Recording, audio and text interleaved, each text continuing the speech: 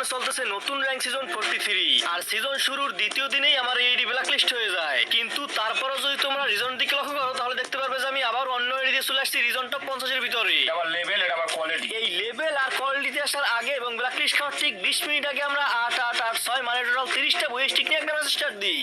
আর লবিতে এসে দেখি যে আমাদের এই ম্যাচে পড়েছে রিজন টপ 7-8-9-90-96 সহ ইন টোটাল 8টা রিজনের প্লেয়ার। আসো খেলবো, খেলা হবে।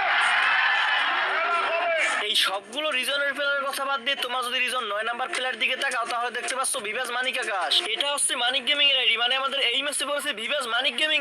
সিস্টেম পার দেंगे।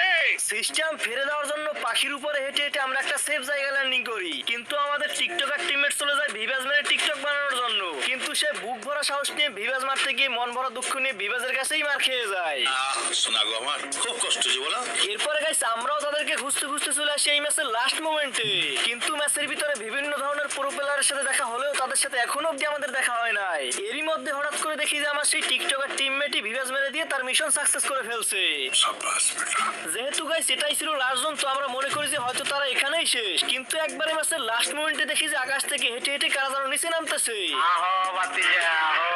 আর নিচে নামতেই আমি প্রথমে রিজন 8 থাকা প্লেয়ারটাকে মেরে দিই। এরপরে তার সাথের প্লেয়ারটাকে ডাউন করে দেখি যে এটা ছিল রিজন 9 নাম্বার প্লেয়ার, মানে ভিভাস মানিক আকাশ। মজা আ গয়া ভাই। তো এইবারে লাইভ আছে তাদের লাস্ট প্লেয়ার। তো তোমাদের কি মনে হয় এরপরে কি তারা আবার রিভাইভ হবে আর এই ম্যাচ কারা ভুইয়া পাবে? জানতে হলে ভিডিওতে একটা লাইক করে সম্পূর্ণ ভিডিওটি দেখতে থাকো, কারণ গাইস আজকে একটা বিরাট ফাটাফাটি হইব। हम तो करके खेलेगा फ्री फायर उसको हरा दूंगा।